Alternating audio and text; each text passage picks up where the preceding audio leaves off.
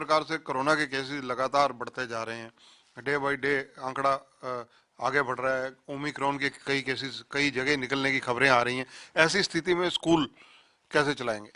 नहीं, देखिए अभी तो स्कूल उसी प्रकार से जैसे पहले चल रहे थे वैसे चल रहे हैं, और जो नॉर्म थे उनका हम पालन कर रहे हैं। लेकिन अगर कहीं इस प्रकार से हमें लगेगा और कोई संख्या बढ़ेगी तो फिर उसके बाद पुनर्विचार करेंगे। बच्चों के आगे फाइनल एग्जाम्स भी हैं, उनको लेकर किस प्रकार से तैयारियां आपके शिक्षा विभाग की हैं?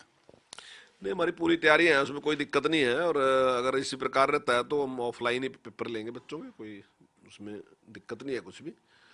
लेकिन जैसे शंकाएं जाहिर की जा रही कि ज़्यादा बढ़ सकता है, हालांकि हमारी तो उम्मीद यही है कि ना बढ़े, तो फिर उसके बाद जिस प्रकार की परिस्थिति होंगी वैसे ही निर्णय ले लेंगे।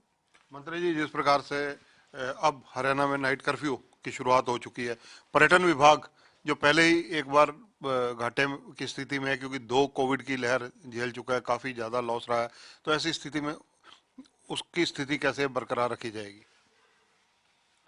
देखिए, नाइट कर्फ्यू कर्फ्यू तो इसलिए लगाया गया कि भाई जो रात के बड़े फंक्शन होते हैं वो उनकी वजह से कोई जो ये नया वेरिएंट आया उसको फैलने में वो ना मिले, मदद ना मिले इसको फैलने में। तो उस पर कंट्रोल रहे, उसके लिए नाइट कर्फ्यू लगाया गया है। और जहाँ तक मेरी, आप टूरिज्म की बात करें, वैसे अब हमारा टूरिज्म का काम ठीक है। निश्चित तौर से बात आपकी सही है कि कोरोना काल में काफ़ी दिक्कत रही है, लेकिन अभी हमारा ठीक है। और नाइट कर्फ्यू से कोई बहुत ज़्यादा फर्क मैंने समझता टूरिज्म के ऊपर पड़ेगा। जो शादियों के लिए बुकिंग होती है उस पर तो फर्क पड़ता है, लेकिन अगर वो नियम सब पे लागू है तो टूरिज्म पे भी कोई फर्क नहीं पड़ता। टूरिज्म पे भी नियम उसी प्रकार से लागू, मुझे नहीं लगता कि इसका कोई असर टूरिज्म पे पड़ेगा। मंत्री जी, क्योंकि 31 दिसंबर एंड ऑफ ईयर, ऐसी स्थिति में फंक्शंस होते हैं टूरिज्म में जगह जगह और कई जगह, तो इन स्थितियों में क्या कोविड की गाइडलाइंस को देखते हुए कुछ सख्ती लागू की जाएगी या फंक्शन एज इट इज होंगे जैसे पहले होते थे?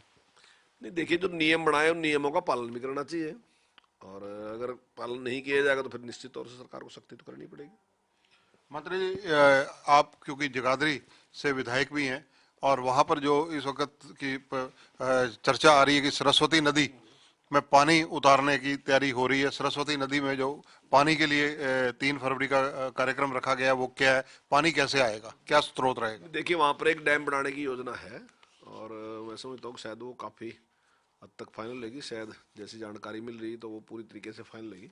वहाँ पे डैम बनाएंगे और वो पूरा साल पानी चलता रहेगा उससे। धन्यवाद। तो ये हैं कंवरपाल गुर्जर, हरियाणा के शिक्षा व पर्यटन मंत्री हैं। फिलहाल क्योंकि ये जल्दी में है, हरियाणा के अंदर राजनीतिक गतिविधियां बढ़ी हुई हैं क्योंकि मंत्रिमंडल